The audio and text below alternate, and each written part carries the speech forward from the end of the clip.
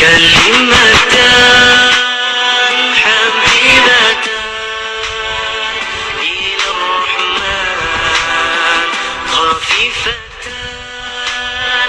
على اللسان ثقيلتان في الميزان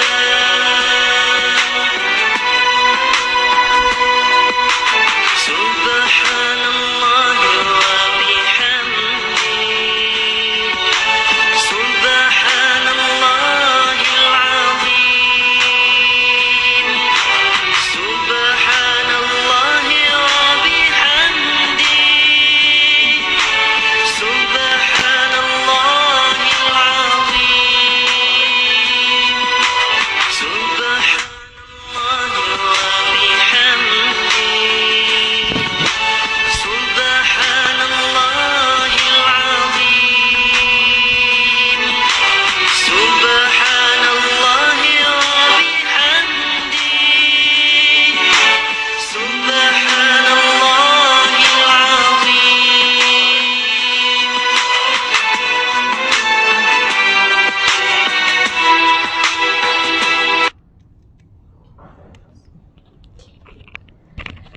Subhanallah, subhanallah, alhamdulillah, Allahu akbar. A'udzubillahi minasyaitanirrajim. Bismillahirrahmanirrahim. Assalamualaikum warahmatullahi wabarakatuh. Waalaikumsalam. Alhamdulillah, dapatkan ya. Alhamdulillah, alhamdulillahi rabbil alamin.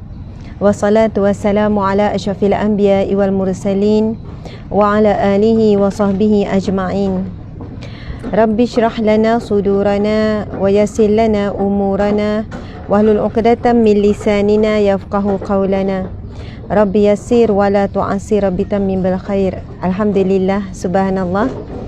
Muslimin muslimat yang dirahmati Allah sekalian, pada hari Jumaat yang barakah, kita masih lagi di waktu pagi.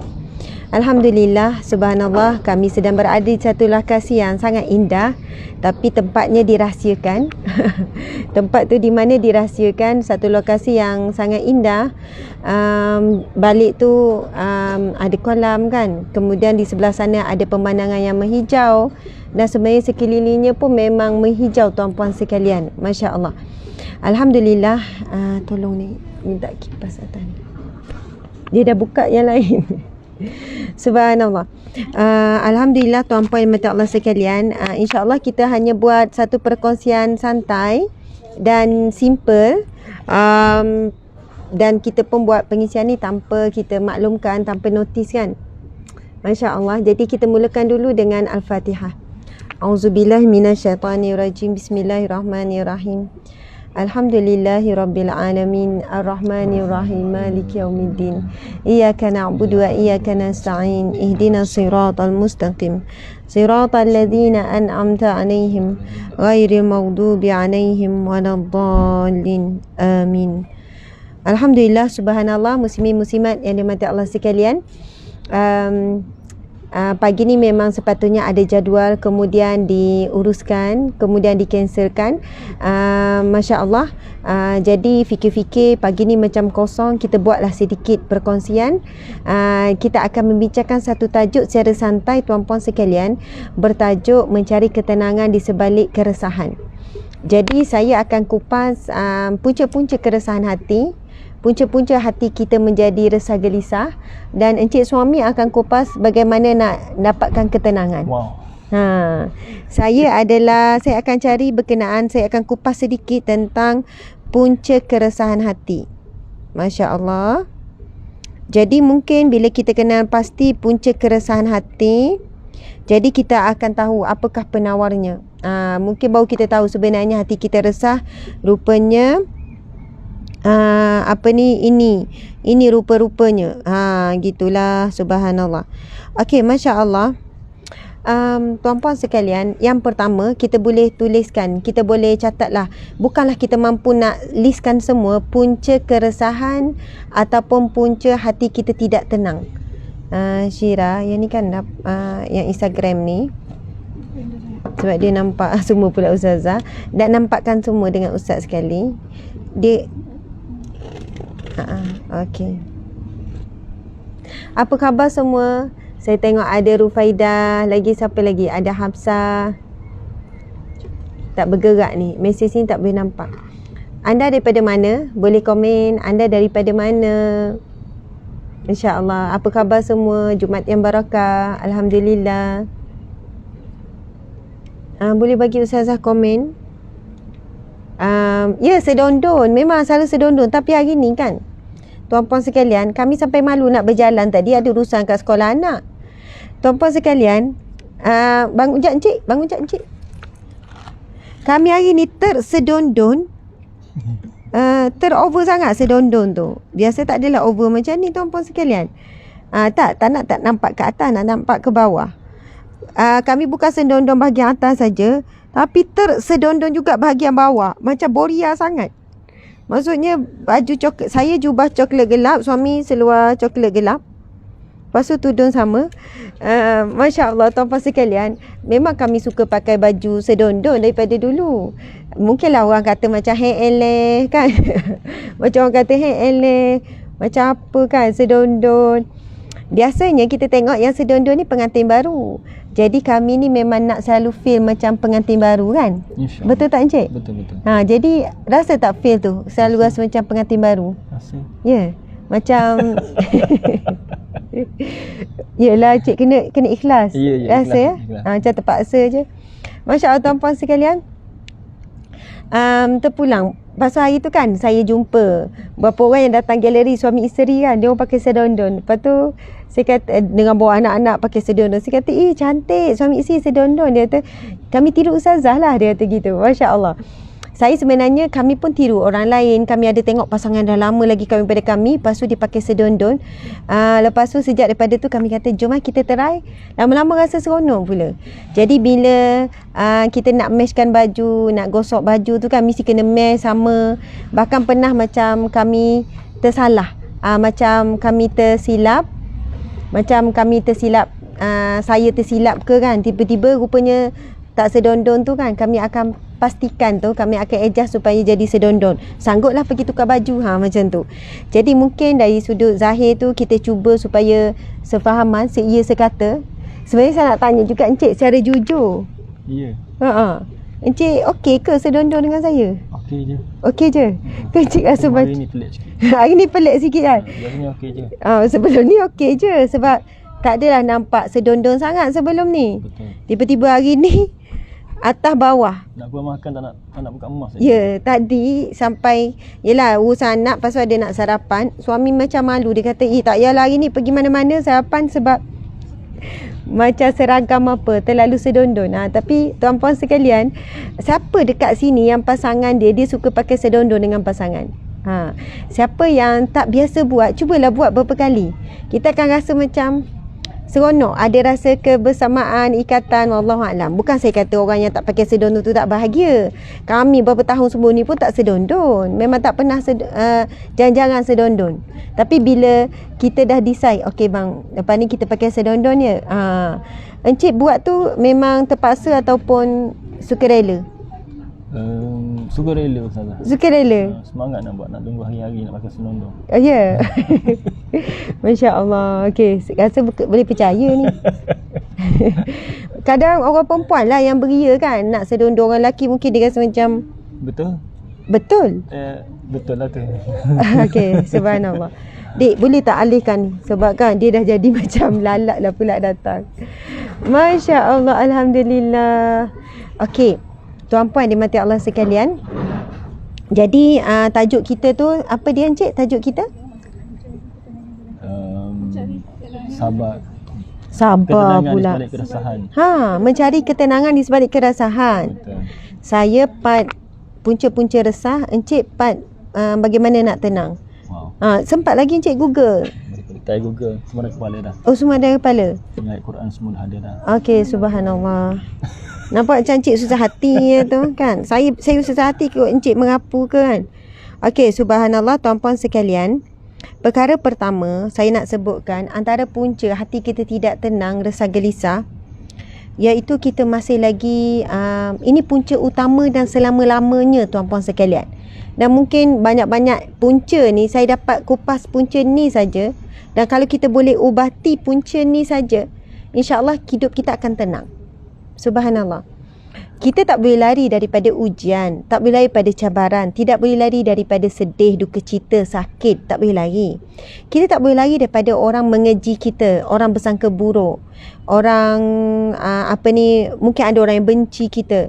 Ya, kita manusia biasa. Rasulullah sallallahu alaihi wasallam manusia paling sempurna, paling baik tuan-puan sekalian. Paling sempurna, paling baik, paling mulia akhlaknya, paling lembut tuan-puan sekalian, tak pernah menyakiti hati orang, pun dibenci oleh manusia lain. Kan? Dan orang membenci Rasulullah ni sampai sekarang tuan-puan sekalian. Kenapa jadi makin gelap tu? Membenci tu sampai sekarang. Bukan dulu saja, sampai sekarang kan mereka menunjukkan kebencian kepada Rasulullah sallallahu alaihi wasallam. Jadi siapalah kita? Okey, baiklah. Sekarang saya bukan nak bicarakan tentang bagaimana nak menguruskan masalah sampai settle, ataupun bagaimana nak bagaimana nak sekian-sekian, tak. Cuma saya nak sebutkan tentang punca utama hati kita resah gelisah, hati kita tak bahagia, hati kita rasa sakit, perit dan sebagainya. Punca utama adalah kerana kita tidak redha dengan ketetapan Allah. Kita tidak redha dengan ketetapan Allah. Kita tidak redha dengan kehendak Allah terhadap hidup kita. Subhanallah, Allahu Akbar. Carikan hadis bila saya sebut tu berkenaan dengan redha.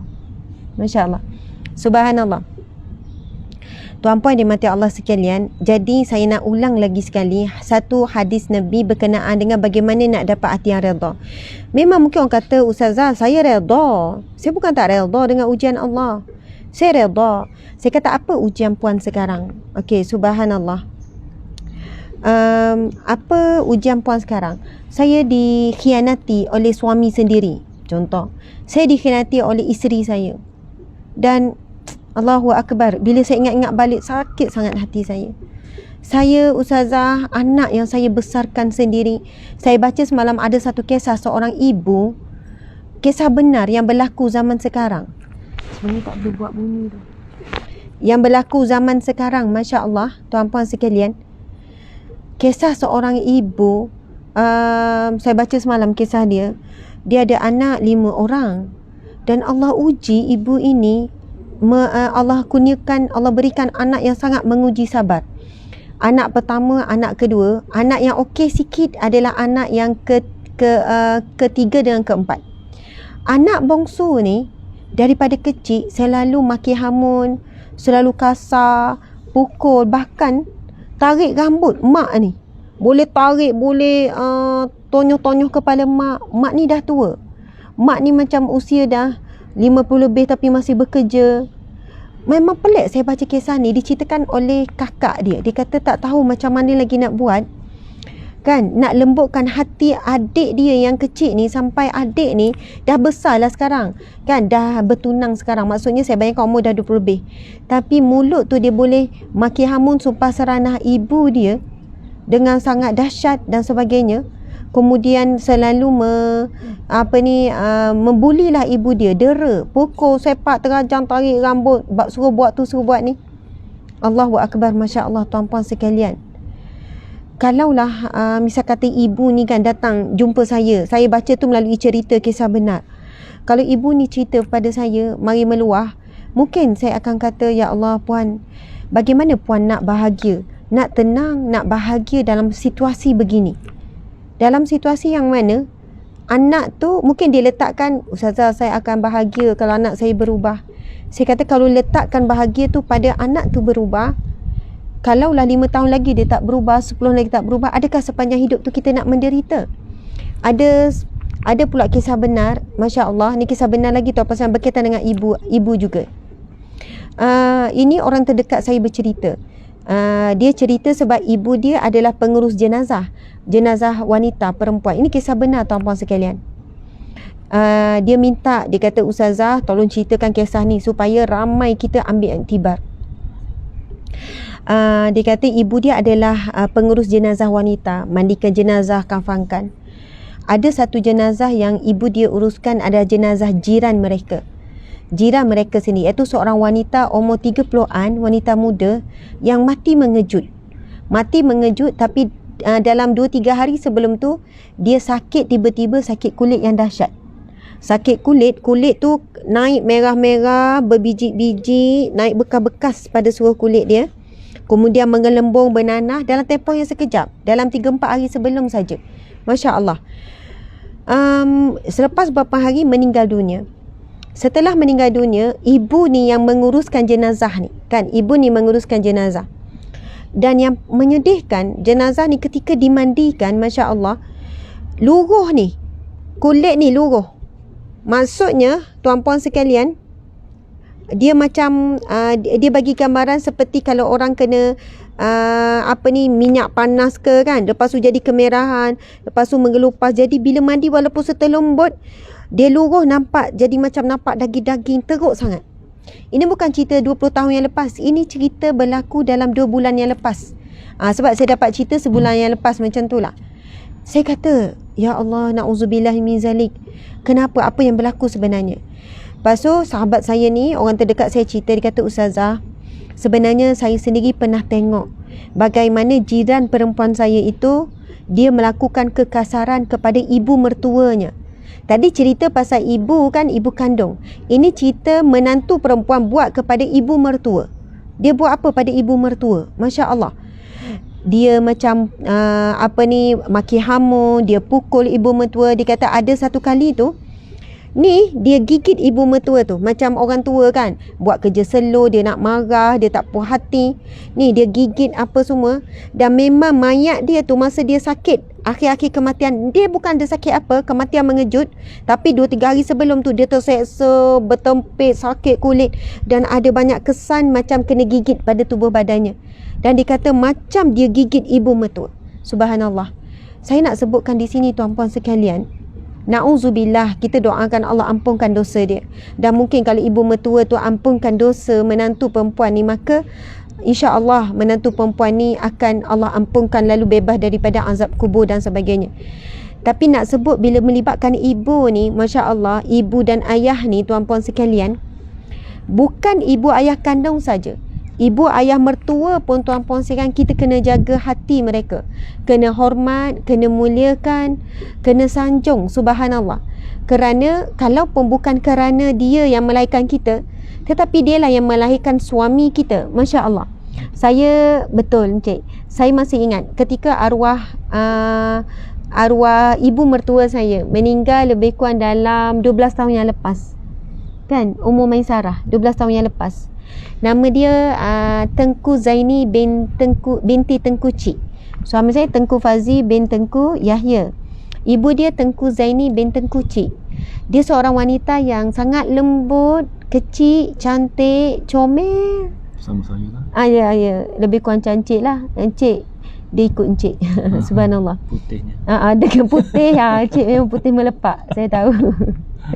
Okey, subhanallah. Encik suami warna kulit ikut ayah. Macam tu lah. Tapi mak mertua saya ni, dia macam Chinese look, sebab dia ada keturunan tu lah. Jadi orangnya kecil molek, kecil lagi daripada saya. Macam Jannah, macam Jihah macam tu, kecil. Subhanallah. Tapi kelebihan ibu mertua saya ni, dia seorang yang, dia bukan orang kaya, kan, Mek bukan orang kaya, tapi dia sangat kaya jiwa, dia sangat pemurah. Kalau ada orang yang sakit, dia macam YB tau, macam YB, macam ketua kampung, padahal bukan ketua kampung, dia latih diri sendirilah. Kalau ada orang sakit, dia mesti cepat sampai. Dengar orang sakit je pergi ziarah.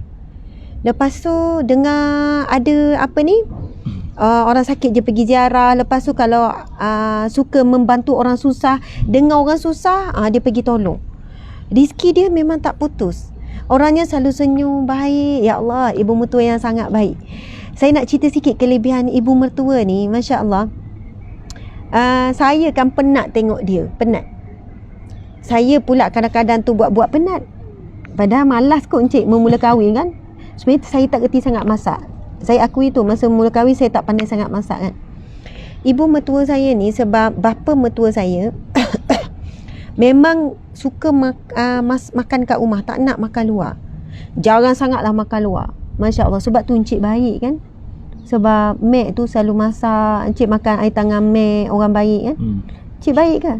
Alhamdulillah. Alhamdulillah. Lebih baik pada ustazah sini. Ya, perasan lah encik ni, Masya Allah. Tuan-puan sekalian, bayangkan ya, ibu mertua saya masak 4 kali sehari. Pagi sarapan, kemudian minum pagi ada pula pukul 10, makan kuih gitu. Lepas tu masak pula makan tengah hari. Kemudian buat kuih pula petang, kadang buat donat, buat macam-macam kuih. Tak beli, padahal kuih ada je depan luar tepi jalan ada. Tak beli, buat sendiri. Lepas tu petang, lepas tu makan malam pula. Kalau dia tak larat, itu dah umur dia masa tu dah 50 lebih. Saya kata, ya Allah Mek, kejap-kejap ke dapur, kejap-kejap ke dapur. Saya kata, Mek tak penat ke? Saya kalau balik kampung kan, ya Allah, kita ni kalau masak 2 kali, saya pun dah penat. Makan pagi, makan tengah hari kan, ataupun makan petang. Ini dengan kuih-kuih tu, kalau kita kuih-kuih tu kan, belilah. Subhanallah, tetapi dia tak mengeluh. Dia kata, kadang-kadang dia rehat sekejap, kejap lagi ku nak makan ni. Dia pun pergi dapur. Saya menyaksikan bagaimana ibu mertua saya sangat menyantuni bapa mertua saya, isteri yang sangat sabar dan membesarkan anak 8 orang. Suami selalu tinggal jauh sebab saya panggil ayah mertua saya kerjanya pergi ke laut kan.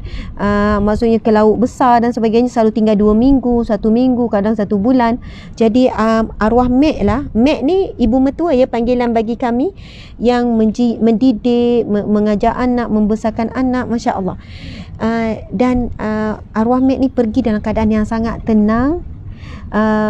Tak ada sakit yang berat. Cuma beberapa hari sebelum dia arwah Mek demam. Arwah Mek demam kan beberapa hari saja, kemudian dia pergi dalam suasana yang sangat indah. Tak ingatlah masa tu hari apa. Encik ingat hari apa? Isnin. Hari Isnin. Masya Allah, hari Isnin. Masa tu saya sedang mengandungkan Maisarah, anak ketiga. Tuan-puan sekalian, yang saya nak cerita adalah masa arwah Mek sedang dalam keadaan tenat, masa hujung-hujung kematiannya kan, tenat, masa tu dekat ICU. Masa tu kan saya masih ingat, rasa sebab encik, sebab saya masih ingat masa tu arwah Mek pesan, masa tu encik ada ke saya seorang, sebab ICU kena gilir kan. Saya rasa saya seorang kot. Lepas tu Mek pegang tangan saya macam tu kan, Mek pegang. Lepas tu arwah Mek kata Asma,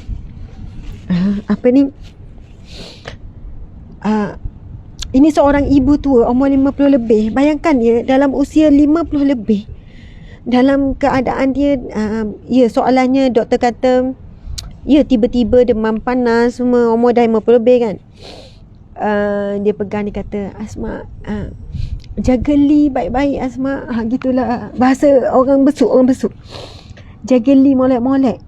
Gitulah kan, ni Li lah. Mek saya panggil, arwah mertua panggil Li, namanya Fazli, panggil Li. Asma, jaga Li molek. Lepas tu kan saya jawab macam ni. Saya kata, Mek, insya-Allah Asma akan jadi isteri yang baik pada Li. Asma akan taat, hormat Li. Asma akan jaga Li. Macam tu lah kan, cakap dengan mak mertua ni. Masa tu saya rasa macam satu janji saya kepada arwah. Kemudian masa tu saya tengok wajah dia senyum, seolahnya wajah seorang ibu yang lega. Walaupun anak tu dah besar dah kan, anak tu dah kahwin dah pun, dah ada anak pun, sebenarnya hati seorang ibu tak pernah lepas daripada perasaan memikirkan tentang anak-anak mereka. Masya Allah. Bila saya sebut macam tu, dalam keadaan dia sakit tu, dia senyum, dia angguh-angguh, dia senyum. Masya Allah, subhanallah. Sebab selepas tu arwah koma sekejap kan. Masya Allah, masa ni boleh bercakap, boleh makan lagi, boleh bercakap lagi. Dia bukanlah dalam keadaan situasi yang kritikal sangat, tapi boleh bercakap lagi. Masya Allah. Saya kan saya ingat masa awal-awal saya nikah, mula-mula awal kita nak nikah kan, Masya Allah tuan-puan sekalian, mak saya dia tunjukkan cemburu yang pelik.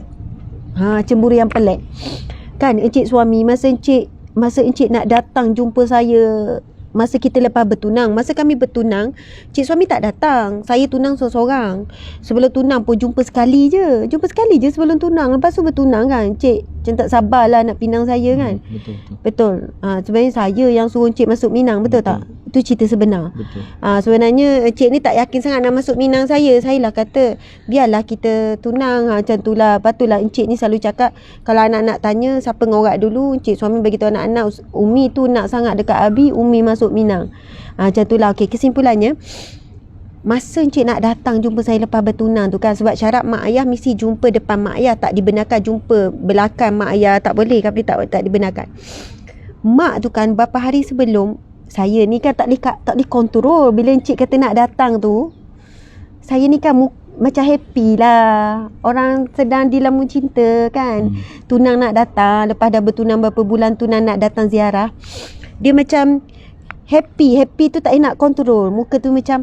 Lepas tu bila sehari sebelum kan, saya tanya pada mak nak masak apa ni? Esok Fazli nak orang tu nak datang. Nak sebut nama pun malu. Mak nak masak apa? Ni kalau mak saya dengar, mungkin mak saya marah ni. InsyaAllah mak jangan marah mak. Lepas tu kan, mak kata, soalannya mak saya buat ayat, kenapa bersungguh-sungguh sangat? Kenapa beria sangat? Bersungguhnya suka sangat, happy sangat. Dan mak saya sebut tu dalam keadaan bukan bergurau. Mak saya macam saya terasa, masa tu saya terasa, kenapa mak tak suka ke Fazli ni? Mak tak suka ke dia ni nak mari? Sampai kita terasa macam tu. Sebab kita nampak muka mak kita tak senang. Kita happy kan? Subhanallah. Saya kan, daripada situ saya belajar beberapa perkara. Dan selepas saya jadi ibu, tuan-puan sekalian, kan, selepas saya tahu sakitnya, peritnya mengandung 9 bulan dengan alahan yang teruk dan sebagainya, dan sakitnya melahirkan anak. Dan bila anak saya sekarang mula membesar, kemudian anak saya dah masuk sekolah, bila anak saya puji guru dia pun saya cemburu. Alah, puji cikgu je. Kalau kawan saya, anak saya puji kawan dia, lebihkan kawan dia pun saya cemburu. Saya terfikir, saya tak boleh bayangkan besok, kalaulah anak saya kan sampai masa dia nak bernikah, Atika, Sarah, Luqman, lalu dia akan berpindah kasih sayangnya kepada suami dia, kepada isteri dia. Saya rasa saya seorang ibu, saya akan rasa cemburu. Ya Allah, ini anakku yang aku kandung, yang aku besarkan daripada kecil kan, yang aku menempuh saat nak mati melahirkannya, dan aku tatangnya daripada sebesar dua tapak tangan sehingga dia dah besar macam ni. Tiba-tiba anak ini akan beralih cinta kasih sayangnya kepada manusia lain, kepada insan lain. Kan, tiba-tiba anak kita apa-apa suami dia, apa-apa isi dia, apa-apa belanja kan, dia bekerja pun ni. Saya kata sudah tentu ya, hati seorang ibu mesti cemburu, mesti terasa. Kan, anak yang dia peluk, yang dia sayang sama ni, tiba-tiba nak beralih arah. Tiba-tiba nak berpisah sekelip mata kan, nak pergi kepada orang lain. Dia yang susah payah besarkan serah kepada orang lain. Masya Allah. Masa tu kan, saya hadap je cemburu. Maksudnya perasaan mak tu, saya rasa macam ketika itu saya perlu sembunyikan rasa gembira. Nak nikah pun macam cuba kontrol, dan banyak raikan ibu ketika itu, seolahnya tunjukkan yang kita sedih nak berpisah dengan ibu. Masya Allah, Allahu Akbar. Sebenarnya saya nak sebutkan tuan-puan sekalian, kepada kita anak-anak, antara punca kita resah gelisah dalam hidup kita, antaranya sebab ada perkara yang kita buat menyakiti hati ibu ayah. Siapa yang masih ada ibu ayah saat ini, dah lama tak telefon ibu ayah, sebenarnya itu punca rezeki kita sempit. Jangan mesej WhatsApp saja, kena call, kena dengarkan suara. Masa kita kecil, kita tak pandai bercakap. Encik, kita tak boleh bercakap masa kita baby. Yang mengajarkan kita pandai bercakap siapa? Mak ayah kita. Ajar satu-satu perkataan. Makan, Umi, Abi, Alif, Bata. Yang mengajarkan kita pandai berkata-kata ibu ayah. Tapi bila kita dah besar, kita lupa. Kita lupa, encik. Kita lebih banyak suka bercakap dengan kawan-kawan, suka bercakap dengan orang. Kita rasa boring bila berborak dengan ibu ayah. Kita rasa macam boring bila bercakap dengan ibu ayah. Yelah, modal apa nak cerita, nak cakap apa kan? Cerita yang sama. Kadang-kadang kita rasa boring. Kadang-kadang kita rasa boring nak mendengar cerita ibu ayah. Sebab telefon asyik-asyik cerita yang sama. Pasal kambing dia kan, pasal cerita ni tak ada modal. Subhanallah.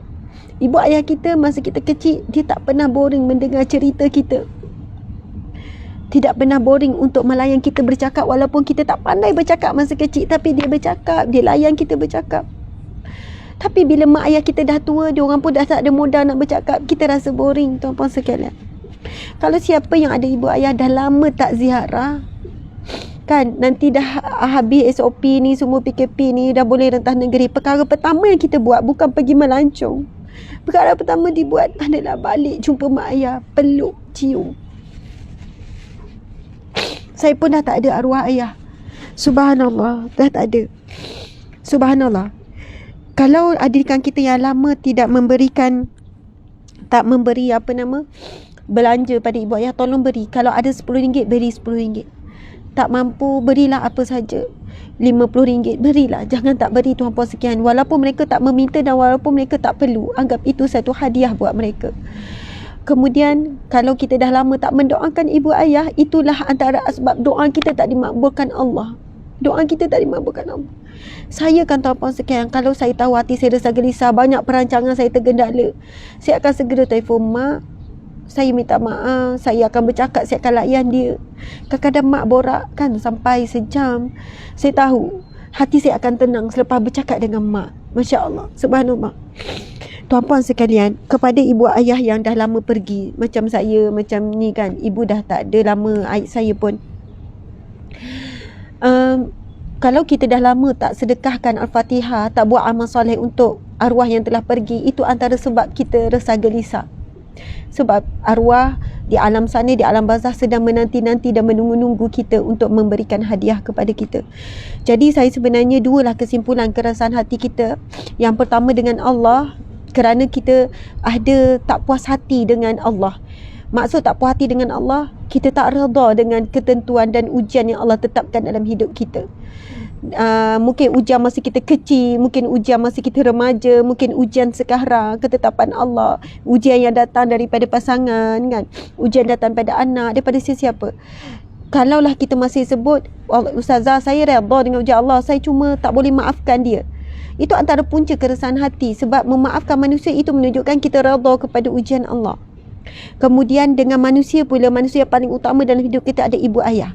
Tuan-puan sekalian, walaupun kita mungkin ada pengalaman perit dengan ibu ayah, kita mungkin ada rasa macam ibu ayah kita tak layan kita, tak besarkan kita dengan baik, ada di kalangan kita yang benci ibu ayah, tetapi tolonglah, sebesar mana pun kesilapan ibu ayah kepada kita, takkan mampu menandingi besarnya pengorbanan mereka yang mereka tempuh saat kita daripada dalam alam rahim sampai melahirkan. Saat kita baby, kita lupa apa yang ibu ayah kita buat. Mereka tak tidur malam, mereka jaga kita, mereka tatang, mereka peluk, mereka cium. Tapak kaki kita pun mereka cium. Ibu bapa kita tapak kaki kita pun cium. Bau mulut kita pun wangi bagi mereka. Ketiak kita pun wangi. Mereka lah yang bersihkan najis kita saban hari. Mereka lah yang berikan kita rasa kenyang. Mungkinlah kan selepas kita makin membesar, ayah mungkin berubah perangai, mungkin ibu berubah perangai, yang kita ingat dia memori kita yang negatif. Tapi yang masa kita baby kita lupa, masa kita kecil kita lupa, tuan-puan sekalian. Kan sebesar apa pun kesilapan ibu ayah kita membuatkan kita rasa tak suka mereka, tetapi kita takkan mampu membalas. Kan sakit, walaupun sekali erangan sakit ibu kita melahirkan kita, kan kita tak mampu membalas bagaimana ibu kita menampung beratnya kita di dalam perutnya. Masya Allah, Allahu Akbar. Jadi itulah tuan-puan sekalian, mungkin cik suami nak tambah sikit, dan kita ada tetamu yang istimewa sekejap lagi. Cik suami tambah sikit, insya-Allah. Alhamdulillah. Syukur kita kepada Allah Subhanahu Wa Taala kerana masih lagi dipanjangkan umur kita pada hari Jumaat ini. Alhamdulillah, perkongsian menarik oleh Ustazah tadi berkenaan dengan pengorbanan ibu dan juga jasa-jasa ibu yang sangat besar dalam kehidupan kita. Dan bagaimana kita nak tahu punca keresahan hati kita apabila kita tidak reda kepada sesuatu yang terjadi pada kita dan kita tidak mendapat reda daripada ibu bapa kita, masya-Allah. Jadi apa lebih yang kita boleh buat adalah kita, macam Ustazah sebut tadilah, kita kembali kepada ibu bapa kita dan insya-Allah kita memohonkan ampunan selagi masih ada peluang yang ada seandainya kita dapati, mana tahu kan, kematian tu datang dengan tiba-tiba. Bila dah terlambat tu, bila mana kita dengan kesibukan dunia kita, bila ibu kita ditarik nyawanya, baru kita tersedar bahawa kita dah terlepas banyak peluang dan kita merasakan masih banyak lagi yang kita tak buat, yang kita tak laksanakan, dan rasa bersalah tu datang hari-hari. Datang teringat dia rasa bersalah sebab tak mampu menunaikan apa yang dia sepatutnya dapat daripada anaknya yang dibesarkan sehingga bekerja dan berkejaya dan menjadi seorang yang kaya. Jadi itulah antara penutup. Subhanallah.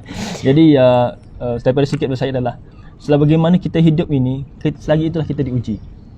Dan selagi itu kita bergelar pekerja, selagi itulah kita diuji dengan majikan, dengan rakan-rakan sekerja.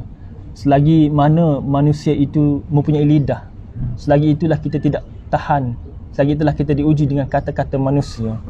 Dan selagi mana kita belum menghembus nafas terakhir, selagi itulah kita akan menanggung beban dan ujian setiap hari yang silih berganti.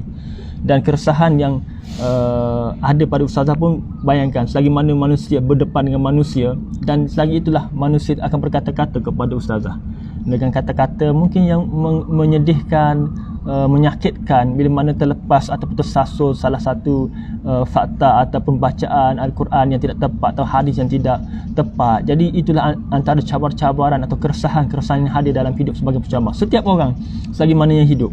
Namun bila kita meyakini bahawa kita belajar yakin dengan Allah Subhanahu Wa Taala, Allah berfirman dalam surah Al-Mulk ayat 2. Apa sahaja? Allazi khalaqal mauta wal hayata liyabluwakum ayyukum ahsanu amala. Selagi mana kita hidup, selagi mana dengan hidup dan mati itu adalah untuk menguji kamu. Adakah kamu ni baik amalan dia? Yakin. Kalau kita faham betul-betul ayat ni, Allah dah beri peringatan. Hidup ni, selagi mana kita hidup, kita akan diuji. Sebagai suami, sebagai isteri, sebagai anak, sebagai pekerja, sebagai kawan, sebagai semuanya akan diuji dalam bidang masing-masing, dalam keupayaan masing-masing. Dan ingat, Allah uji ni, Allah uji tempat yang paling sakit Rasulullah. Dia tak uji sakit dekat betis. Bila kena ujian, luka tiba-tiba di betis tidak, sakit di situ tidak. Tetapi dia uji di hati. Ya tempat Allah. Ada iman tu. Yang sakit sesungguh-sungguh kesakitan lah kalau diuji tu. Dan sebab apa di situ ada iman. Dan bila mana kita meyakini iman, Allah dah kata surah Al-Ankabut kan, mana mungkin kamu kata kamu beriman sedangkan kamu tidak diuji. Maknanya kehidupan kita ni tidak akan lari dari uji, dan ujian itu datang pada tempat yang sangat-sangat menyakitkan kita. Sebab apa? Sebab Allah nak suatu hari nanti bila kita kembali kepada Dia, Allah menghapuskan semua dosa-dosa kita insya-Allah melalui ujian. Mungkin macam Ustaz sebut selalu kan, Allah tak mampu, kita tak mampu bangun untuk bertaubat, bangun sembahyang solat sunat malam, tak bangun untuk berdoa dan sebagainya. Tetapi Allah uji melalui ujian untuk kita mendapatkan syurga. Ni besar yang kita faham lah. Jadi apa pun yang berlaku dalam kehidupan kita ini, kita kena tahu Allah melalui nabi-nabi sendiri memberikan satu kisah teladan yang cukup hebat. Nabi Muhammad SAW dengan ujiannya dengan hebat, dan akhirnya ujian itu dilalui dengan tabah dan sabar, lalu mendapat hasil yang sangat-sangat yang kata indah di akhirnya. Begitu juga nama Nabi Ibrahim disebut dalam solat kita. Sebab apa? Ujian Nabi Ibrahim lalui berhadapan dengan bapanya yang pembuat patung, berhadapan dengan kaumnya yang membakarnya, akhirnya berhadapan dengan ujian Allah supaya disembelihkan cinta dia tu, cinta dia pada Ismail tu, menyembelihkan rasa cinta dia pada anak dia tu. Lalu dia menunaikan amanah Allah tu, suruhan Allah tu dengan menyembelih Nabi Ismail. Dan kita ingat sampai hari ini, setiap kali korban kita ingat dan solat kita ingat betapa hebatnya. Maksudnya apa dia? Maksudnya selepas kita melalui ujian itu, insya-Allah akan ada hasil yang sangat-sangat besar dalam hidup kita. Mungkin kita tak nampak di sini, mungkin kita nampak di akhirat kelak. Dan insya-Allah dengan ujian tenang itu, bila kita berjaya melepasinya, insya-Allah kita kembali kepada Allah dengan hati yang lapang, tenang dan sejahtera. Yauma la yanfa'u malun wala banun illa man atallaha biqalbin salim. Hari yang tidak ada untungnya, manfaatnya anak pinak melainkan yang datang kepada Allah dengan hati yang sejahtera. Masya-Allah. Jadi itulah sedikit bersayalah. Cuma saya nak tambah sikit berkenaan dengan ibu saya, Ustazah. Mek ni sebenarnya satu kisah yang saya rahsiakan daripada Ustazah daripada dulu lagi. Masya-Allah. Ada kisah dia ni. Itu yang kita tunggu sebenarnya. Orang suka dengar cerita. Jadi kisahnya bila mana di umur 12 tahun tu, saya di Bali Batu, Ustazah. Oh, saya di Baling Batu kawan kawan baling tak main baling-baling apa Bantal ni. ke? Tak ada bantal. Batu terus. Sebenarnya Encik memang nakal masa Memang kecil. biasalah mandi semua. Encik cerita orang baling batu. Yang Encik baling batu Encik tak cerita. Okey, lepas tu. Kemudian di baling batu kena kat dada salah. Sakit. Allah. Besar ke? Sakitnya tu di sini. Di sini ya, betul. Kemudian sakitnya balik mengadu pada mak Mek tu panggilan kepada ibu mertua kami. Bila mengadu pada dia cakap apa? Tak apalah orang buat kita. Jangan kita buat orang. Saya pun duduk je Ustaz.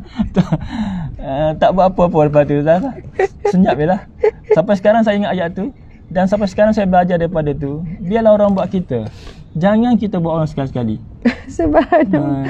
Maksudnya Encik masa tu dah lah sakit. Sebab kena menangis-nangis. Jauh berjalan menangis tu. Lepas tu sakit, menangis-nangis. Lepas tu Encik ni mengharapkan bila balik mengadu kepada seorang ibu ni, mungkin ibu akan peluk ke, pujuk ke. Lepas tu ibu ni mungkin pergi cari tu. Betul. Pergi cari budak tu kan yang baling batu pada anak aku. Bagi marah ke. Tiba-tiba Mek bagi respon, jangan, tak apalah. tak apa orang buat kita. Jangan buat orang. Masya Allah. Masya Allah. Sampai sekarang apa yang kita pening adalah Ya. apa Ustaz? Dah tak apalah orang buat kita, sebab dengan tu kita dapat pahala sabar. Betul. Lepas tu bila kita sabar, lepas tu kita maafkan, besar sangat tu. Maafkan je tu kan. Maafkan. Tapi jangan kita buat orang, sebab kalau kita buat orang belum tentu orang tu maafkan kita. Betul. Belum tentu orang. Masya Allah. Masya Allah. Dan penontonnya adalah kalau Ustaz cerita pasal tak pandai masak akhir awal tu, tapi di akhir-akhir ni Masya Allah seorang tukang masak yang hebat lah. Bukan tukang masak, seorang pemasak yang hebat lah kata Masya Allah. Kalau balik kampung Batu Enam tu menu pagi mesti nasi lemak. Memang special. Habis kerak-kerak pun habis. Masya Allah. Kalau balik besok sup tulang. InsyaAllah. Boleh nanti kita buat live sup tulang special Ustaz. Memang special. Lain daripada lain. Sup tulang arwah ayah. Sup tulang arwah ayah insyaAllah. Jadi alhamdulillah itu saja kot. Apa yang penting adalah kita kena jaga hati kita. Jaga hati kita. Jangan hati kita ni kalah dengan apa-apa yang melanda kita lah. Kalau di sini kalah, di luar mungkin kita kalah. Jangan biarkan mental hati atau mental kita lemah. Kalau badan kita lemah, kita bekerja kuat, tak apa. Tapi bila kita mental kita lemah ataupun lemahnya hati kita, dia akan merosakkan seluruh kehidupan kita. Satu hari itu bermula dengan mental atau jiwa yang tidak bersemangat ataupun jiwa yang lemah yang tidak positif dalam hidup kita, dia akan mendatangkan benda-benda negatif banyak dalam hidup kita lah. Jadi kekuatan jiwa tu penting. Nak berhadapan dengan rakan sepejabat, rakan masyarakat, nak berhadapan dengan ujian-ujian insya-Allah, yang penting kita kena kuat lah. Kita faham lah apa yang Allah ajar pada kita insya-Allah. Dan nak kuat tu paling utama banyakkan baca Quran. Antara zikir paling agung Al-Quran lah tuan-puan sekalian. Saya kalau susah hati, saya rasa kenapalah Syed nak marah ni, kenapalah ni. Pertama, saya akan buka video Al-Quran. Buka juga Al-Quran tu. Contoh kalau dalam kereta, memang sepanjang perjalanan tu kadang buka Al-Quran, ikut kan, habis satu surah. Lepas tu hati kita akan rasa tenang, rasa lapang. Memang Allah sebut dalam Al-Quran, Allah berfirman sesungguhnya di dalam Al-Quran tu ada penawar segala penyakit. Pada Al-Quran itu Allah sebut ada penawar kepada segala penyakit. Penyakit zahir, penyakit batin. Jadi sebab tu kalau resah gelisah, paling utama kalau kita tak mampu nak baca, malas nak baca, buka je YouTube. Kalau saya antara surah yang jadi bila baca tu, bila boleh menangis, Al-Waqi'ah. Tekan Al-Waqi'ah, suka baca Imam Ismail An-Nuri kan, Al-Waqi'ah Ismail An-Nuri yang ada terjemahan. Memang kalau tengok tu menangis-nangis, masya-Allah. Okey, muslimin-muslimat sekalian, sekarang kita nak tunjuk. Tadi kita cakap pasal ibu ayah kan, kita akan jumpa anak-anak yang ibu ayah mereka, anak-anak ni yang mana ibu ayah mereka ramai yang membuang mereka daripada kecil. Saya akan tunjukkan, nanti kita akan jumpa. Sebentar nanti kita akan, mereka ada kat sana, ada anak-anak ni yang didera daripada kecil. Lepas tu Jabatan Kebajikan Masyarakat serahkan anak-anak ni kepada beberapa pihak, antaranya adalah Mama Rina ni kan. Kemudian anak-anak ni juga ada yang ibu ayah fakir miskin apa semua terpaksa serahkan, tetapi kebanyakannya adalah maksudnya ibu ayah yang mengabaikan anak, buang anak, tinggalkan tepi jalan, depan rumah, tinggalkan macam-macam lah memang macam-macam peristiwa sedih. Ada yang parut kekal pada badan, kan berparut sana sini sebab kesandera dan sebagainya. Na'udzubillah min zalik. Jadi insya-Allah kita nampakkan anak-anak di sana, tuan-puan sekalian. Ini okey. Jom. Kita tuan-puan sekalian, kita cuba pusing, kita tengok. Tapi sebelum tu saya nak ajak, ini adalah kita panggil apa? Panggilan yang akhir, panggilan akhir macam gelap lah. Okey. Jelas sikit. Panggilan akhir tuan-puan sekalian, sebab besok dah kita akan laksanakan webinar ni, membongkar ilmu keajaiban dan kemuliaan Ramadan dari sudut fiqh, dari sudut tasawuf, dari sudut fiqh, tasawuf, dari sudut akidah. Masya-Allah. Tolong saya nak mengajak seramai mungkin. Kepada siapa yang tak mampu tapi nak masuk, boleh WhatsApp kita juga sebab ada pihak yang infak. Yuran webinar ni percuma. Jadi saya nak ajak sangat tuan-puan sekalian untuk join majlis ilmu kita yang akan berlangsung satu hari besok. Kalau tak mampu WhatsApp juga. Dan kalau rasa macam tak dapat besok, jangan bimbang sebab sekali anda masuk dalam webinar ni esok ni, anda boleh tengok lusa, boleh tengok minggu depan sebab kita tak akan tutup. Jadi tuan-puan, esok dah ni webinar di ambang Ramadan. Saya sendiri ada slot saya, iaitu soal jawab fiqh Ramadan, kemudian menggapai darjat takwa Ustaz Syahri, kemudian Dr. Aiman Al-Kiti di sini membawakan ilmu keajaiban dan kemuliaan Ramadan. Jadi kita kena jadikan, insya-Allah nekat untuk menjadikan Ramadan kali ni adalah Ramadan yang terbaik. Boleh Encik? InsyaAllah daripada saya lah. Sama-sama kita komen di situ. Apa kita ingat tentang pesanan mak kita dulu, pesanan ayah kita dulu. Apa pesan mereka sebelum arwah ataupun mereka dah meninggal atau masih hidup. Apa pesannya kita ingat. Kita share sama-sama. Mana tahu itu mengundang memori kita ataupun memberikan ilmu pada orang lain, kenangan. Ya, saya setuju. Sepenuh hari Jumaat yang barakah, kita ingat tentang ibu ayah sama ada yang masih hidup atau telah pergi. Kita boleh tuliskan kebaikan, ilmu yang mereka pernah tinggalkan kepada kita. Masya-Allah. Tuan-puan, hari Jumaat yang barakah ni sebenarnya saya juga nak mengajak tuan-puan sekalian untuk berinfak. Sebab target kita pada hari ini untuk mengumpulkan lebih kurang 150k untuk mencari dana nak beli satu van untuk anak-anak ni. Mereka ni dalam 20 orang. Jadi bila nak mari kita jalan. Masya-Allah. Sebenarnya kami dalam comel, masya-Allah, anak-anak. Subhanallah. Tuan-puan sekalian, kita kita berhajat untuk mencari dana untuk anak-anak ni. Nak beli van segera untuk dia orang gunakan di bulan Ramadan. Sebab anak-anak ni kan, alahai panas, kesian. Masya Allah. Encik,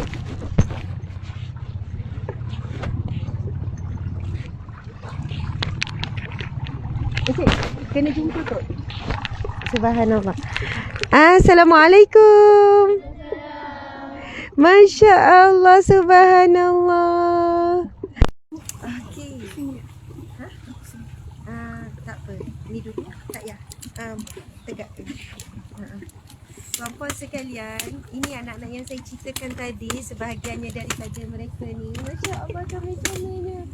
Kemudian sebenarnya ini semua anak-anak angkat saya juga, kan, bersama dengan Mama Rina. Masya Allah.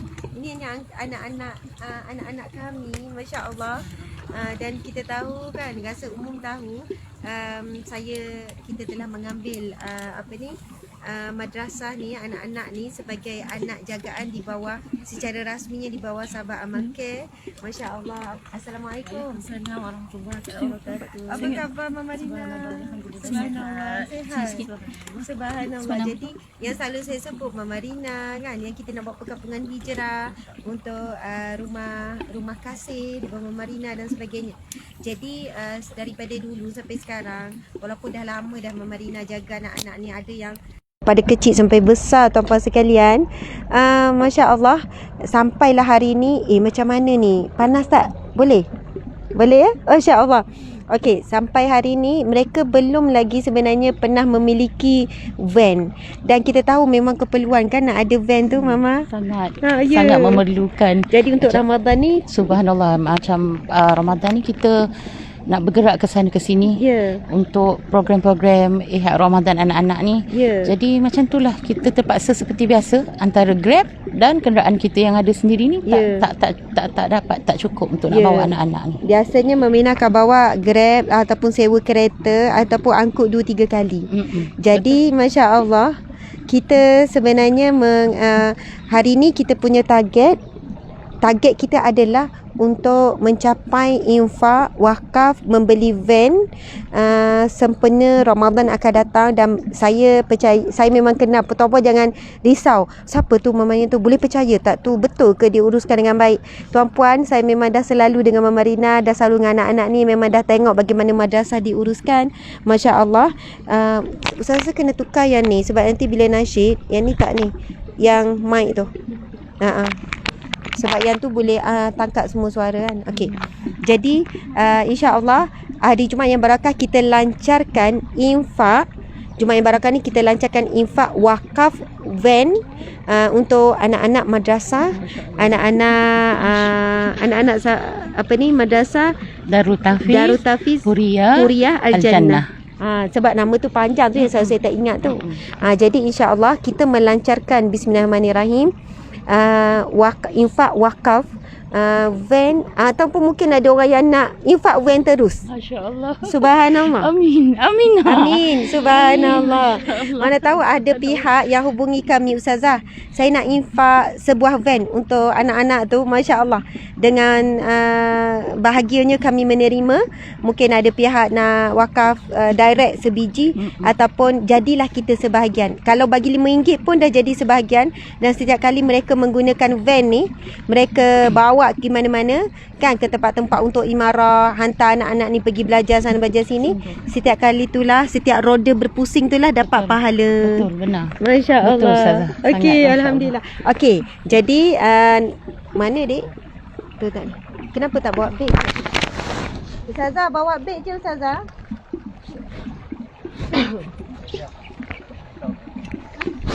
Masya Allah, panas tak ni?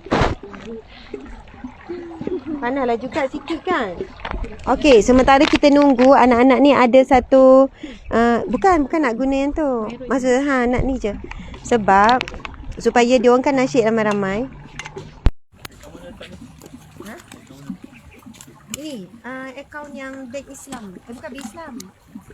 Maybank. Maybank. Maybank SS. Maybank iCare tu. Sahabat Maybank. Masya Allah.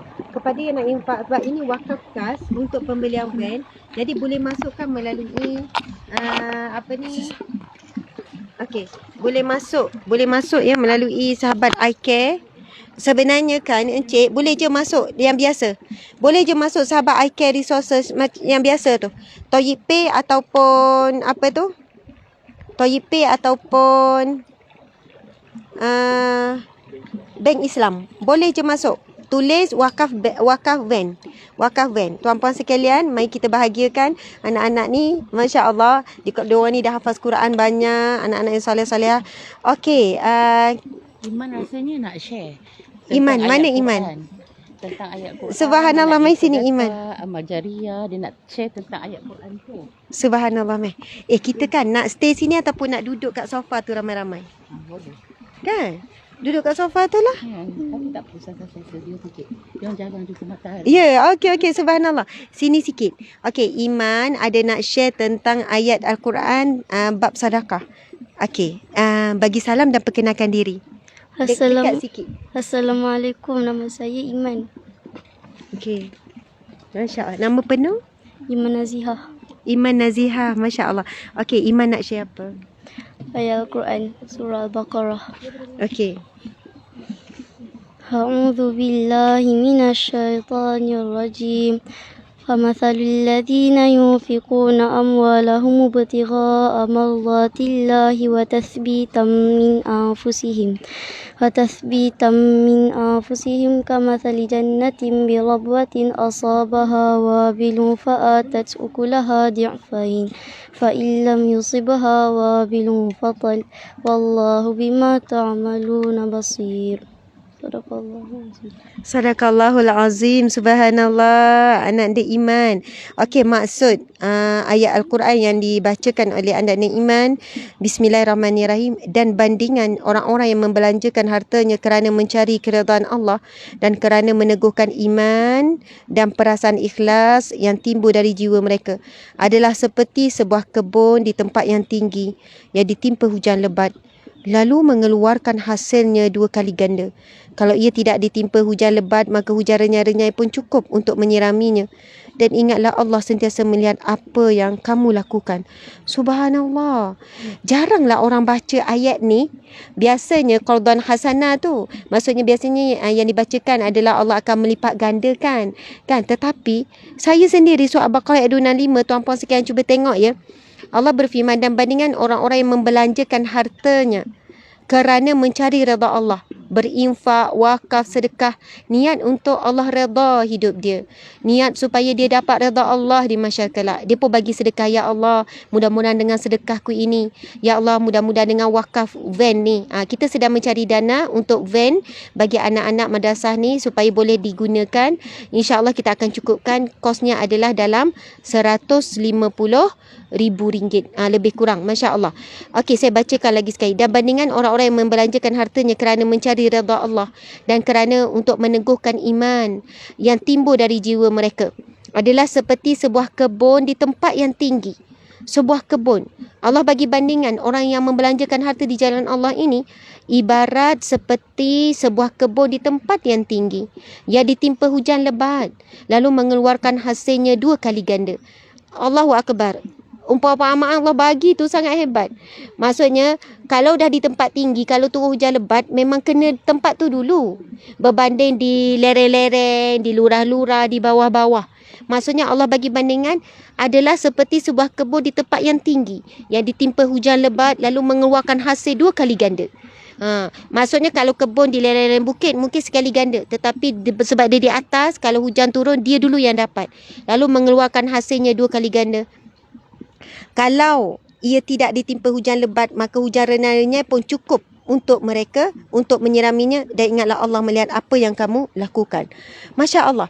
Nak sebutnya Allah beri bandingan siapa yang infak, yang sedekah kan pada membelanjakan harta di jalan Allah, dia ibarat seperti sebuah kebun di atas bukit yang tinggi.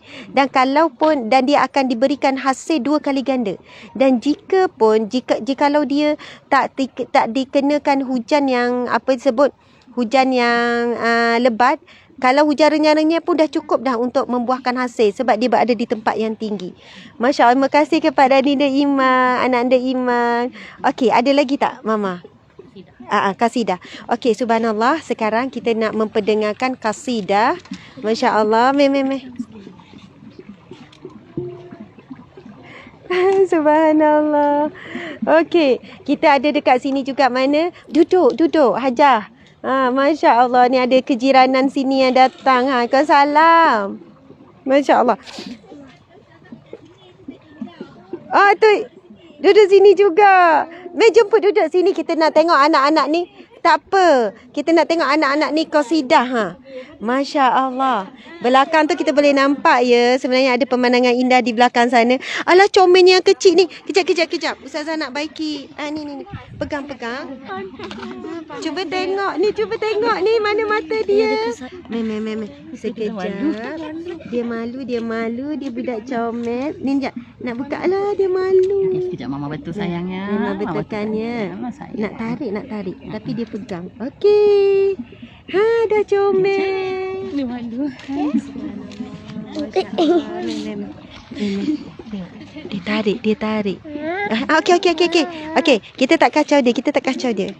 Tuan-puan sekalian, seperti yang saya sebutkan tadi, anak-anak ni ada anak-anak yang sangat istimewa. Anak-anak yang Allah berikan kepada kita untuk menjaganya sama-sama. Ada di kalangan anak ni, anak-anak yang ibu bapa mereka tinggalkan di depan rumah dalam bakul, ada yang di anak yatim piatu, ada yang anak yang ibu bapa yang mendera daripada kecil. dan ada sebahagiannya adalah anak asnaf fakir miskin dan ibu bapanya baik tapi tidak mampu untuk menanggung, jadi diserahkan kepada Mama Rina untuk jaga. Jadi saya memang selalu dengan anak-anak ni tuan-puan sekalian. InsyaAllah kita sama-sama jadikan anak ini adalah saham akhirat kita kan, sebab anak ni dijaga elok oleh Mama Rina, akhlak dia apa semua memang saya sangat jatuh hati, dan mereka ni juga hafaz Quran. Jadi insyaAllah itu antara tujuan utama kita nak buka perkampungan hijrah. Dalam perkampungan hijrah tu nanti akan ada rumah kasih Mama Rina, dan sebab banyak lagi sebenarnya Mama Rina dihubungi oleh Jabatan Kebajikan Masyarakat, daripada rumah-rumah perlindungan lain untuk diserahkan dijaga, sebab mereka lihat bagaimana Mama Rina boleh didik anak ni dengan baik walaupun asalnya datang dalam keadaan akhlak yang sekian-sekian. Jadi tuan-puan sekalian, sama-sama hari ini kita nak mencapai target wakaf. Ini kita panggil wakaf sebab sumbangan tuan-puan akan ditukar segera. Nanti bila kita dah dapat van tu, kita akan tunjukkan. Kita mengumpulkan dana lebih kurang dalam 140,000 sebenarnya kita dah dapat dah van tu, tapi proses-proses begini ni dalam 150k untuk dijadikan kenderaan anak-anak ni untuk pelbagai urusan sekolah dan sebagainya. Jadi tuan-puan sekalian, hari ini kita hadiahkan kenderaan buat mereka. Mudah-mudahan Allah kurniakan kita kenderaan di syurga. Hari ini kita berikan kepada anak-anak ni sebuah kenderaan yang selesa. Kalau tak, sama ni mereka berulang-ulang tumpang sana sini, saya tahu. Kemudian mudah-mudahan insya-Allah Allah bergantikan kita dengan kenderaan yang terbaik di akhirat kelak. Subhanallah, ni comel sangat. Alah comel, suka senyum nampakkan, comel sangat. Nama dia siapa Mama? Sakina. Okey, kita akan dengarkan daripada anak ni kasidah, masya-Allah. Okey, jadi siapa yang akan jadi solo tu nanti? Suara siapa paling kuat? Boleh pegang. Suara siapa nanti? Tak apalah. Kita dengar je Ustazah buat macam ni dengan sama-sama. Okey. Masya-Allah. Okey.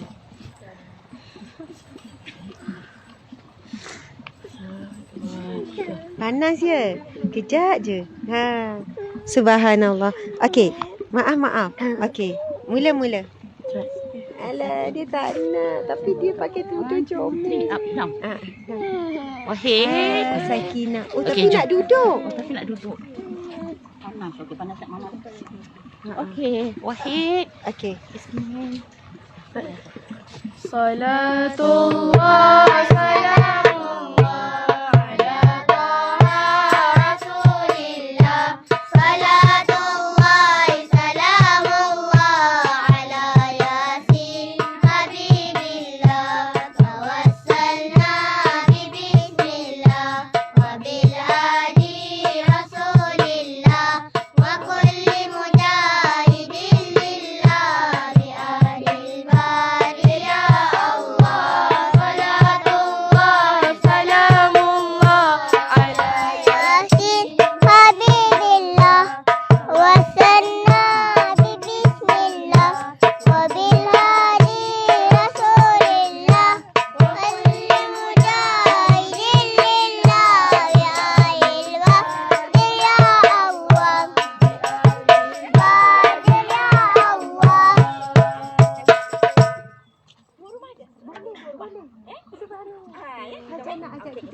Allahumma innaka ta'lamu anna fil qulub qad isma'at ala mawatik wa takasala ta'atik wa tawahadat ala dawatik wa ta'asadat ala rasul syariatik fawasiki Allahumma rabbika ta'awadi mudah wa sebelah Allah bilkaladi la yafur sebelah bidil imani bik.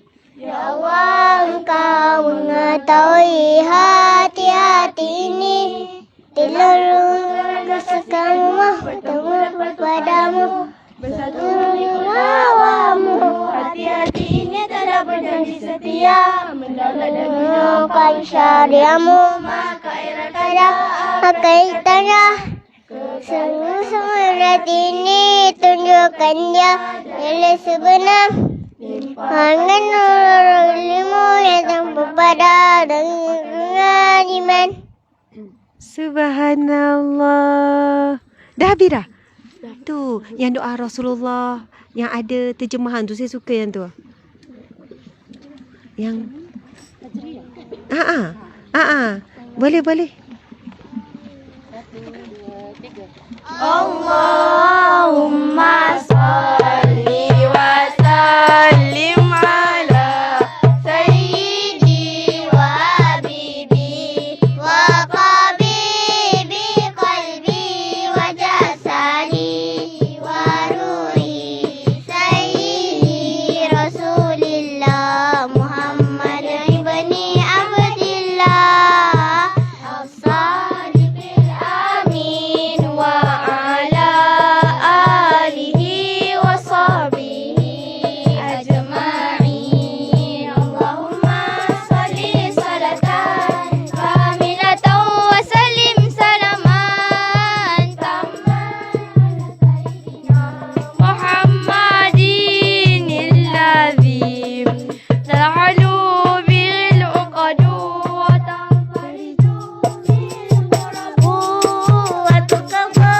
bil hawaidu wa tulalu bil gharaibu wa husnu khawatimi wa yastasqal qamamu wajil karimi wa ala alihi wa sahbihi fi kulli lamhati wa nafasi ba'dadi kulli manumillah birahmatika ya arhamar rahimin ya alimu ya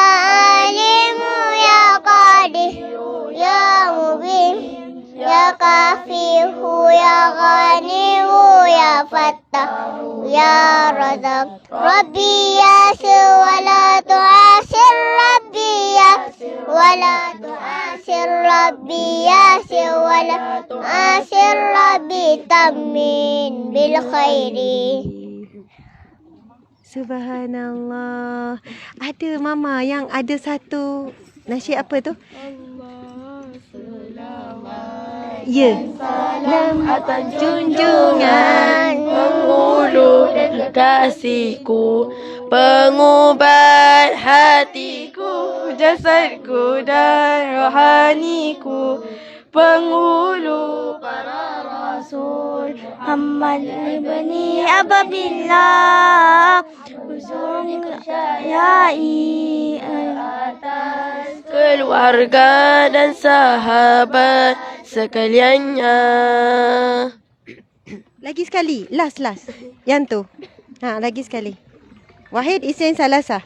Allah selawat dan salam atas junjungan penghulu dan kekasihku, pengubat hatiku, jasadku dan rohaniku, penghulu para rasul Muhammad ibni Abdillah, jujur dipercayai ke atas keluarga dan sahabat sekaliannya.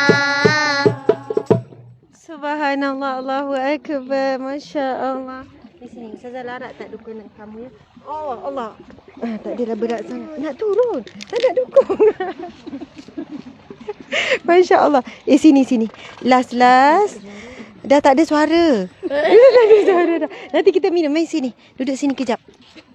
Masya Allah. Mari sini kejap. Assalamualaikum.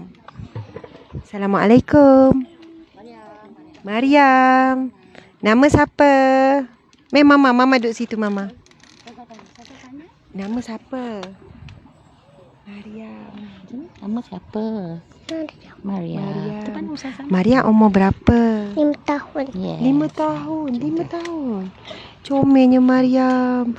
Mariam, boleh tak Ustazah nak dengar surah Qul Huwallah? Mariam hafal tak surah Qul Huwallah? Hafal. Okey, nak dengar. Sikit je. Baca bismillah. Bismillah. Baca. Mama duduk sini. Okey, baca. Subhanallah, comel sangat Mariam ni. Indah sangat Allah ciptakan Mariam. Nama pun comel macam tuan dia. Okey. Baca surah Al-Ikhlas. Baca surah Ikhlas. Okey. Anak-anak ni memang macam ni. Dia Malu. malu. Lagi satu tahap confident dia tu bila Mama Rina dia. Betul. Dia nak Okey. mama ada. Okey, Mari kita baca surah Al-Ikhlas ya nak? A'udzubillahi minasyaitanirrajim. Sana tengok sana. Bismillahirrahmanirrahim. Alhamdulillahirabbil alamin.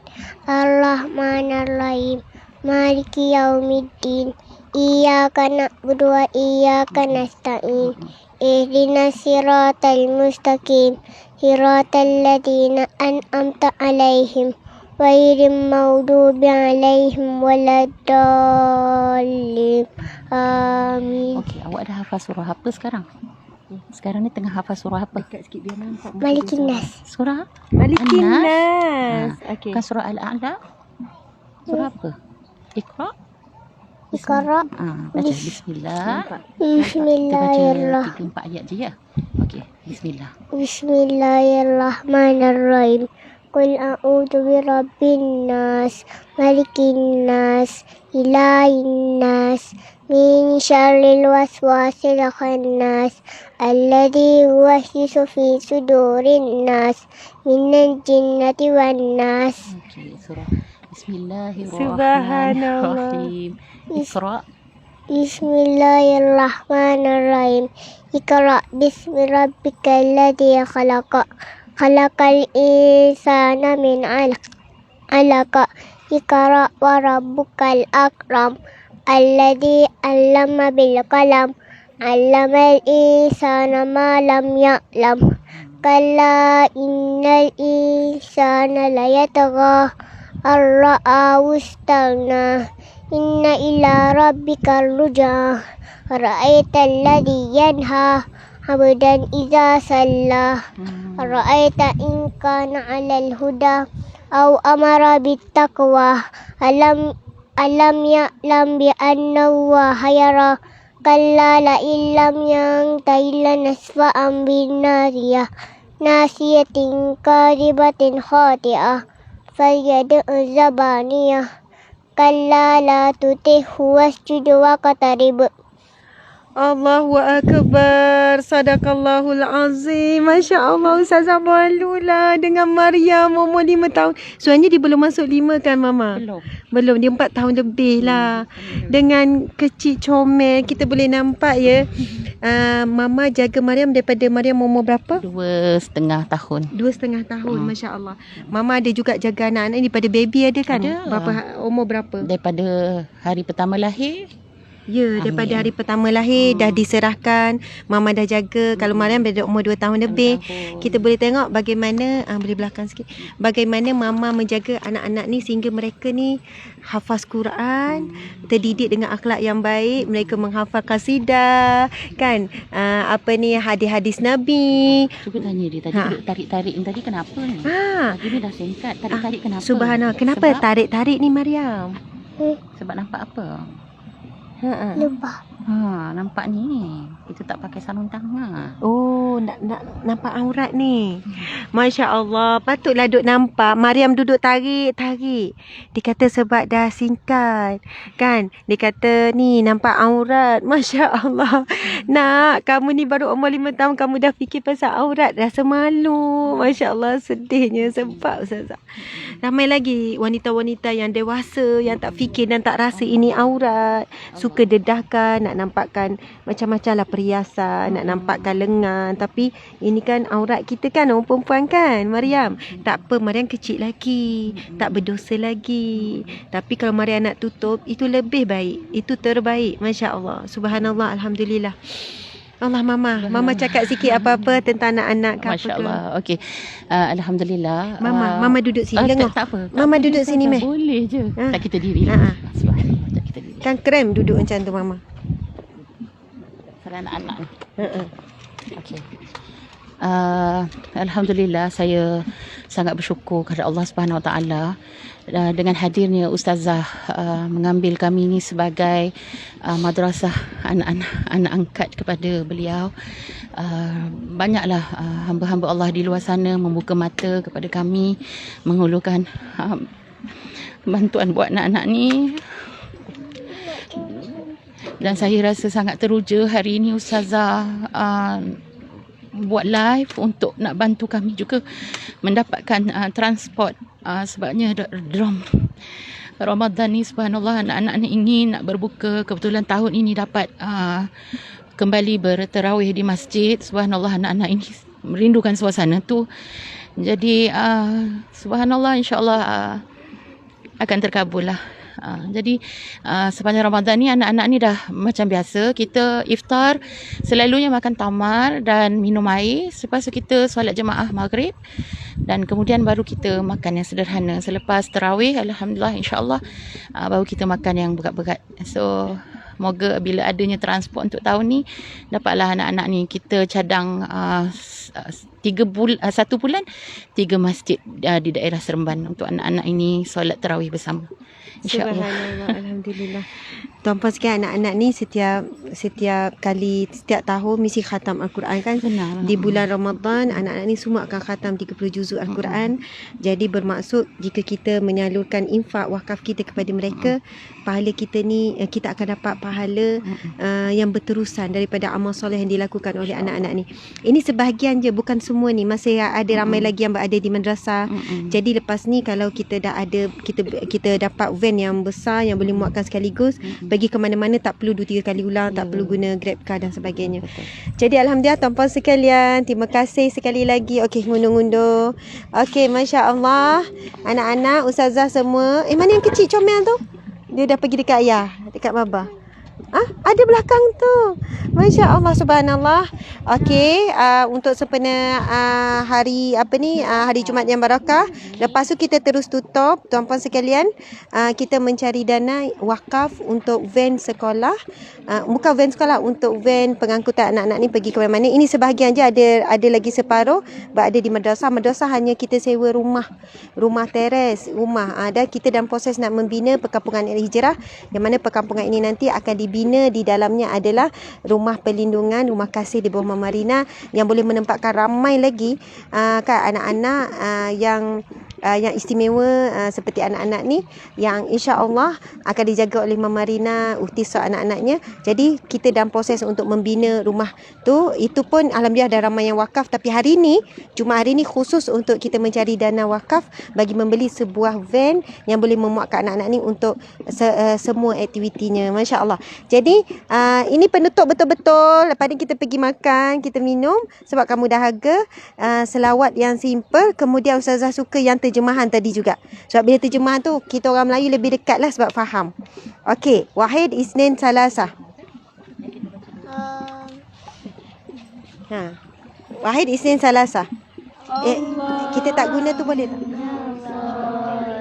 Wa salim ala sayyidi wa habibi wa tabibi qalbi wa jasadi wa ruhi sayyidi rasulillah Muhammad ibni Abdillah as-sadiqil amin wa ala alihi wa sahbihi ajma'in. Allah selawat dan salam atas junjungan penghulu kekasihku, penghuban hatiku, jasadmu dan rohaniku, penghulu para rasul Muhammad ibni Abdillah,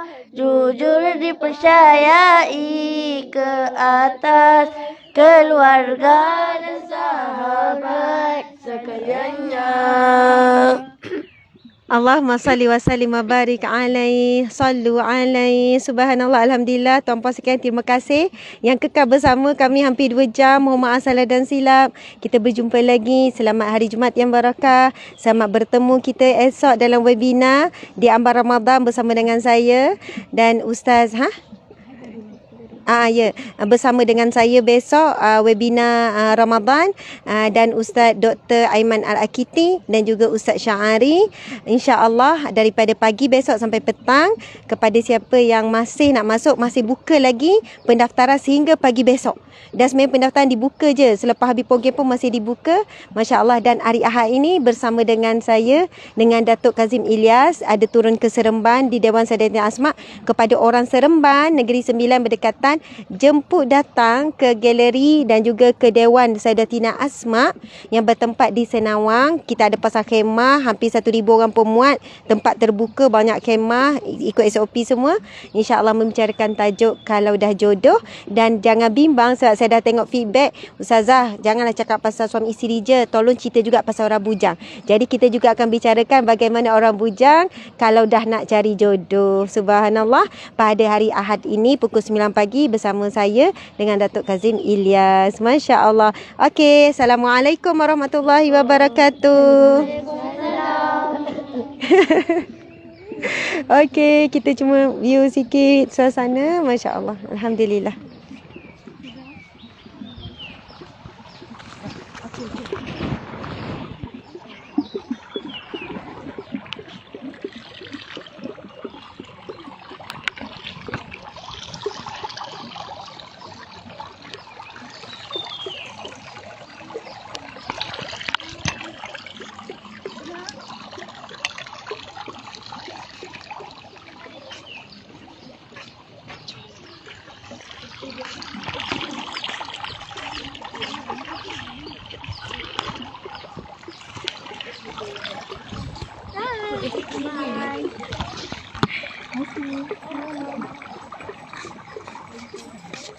Sebab kan semua dengan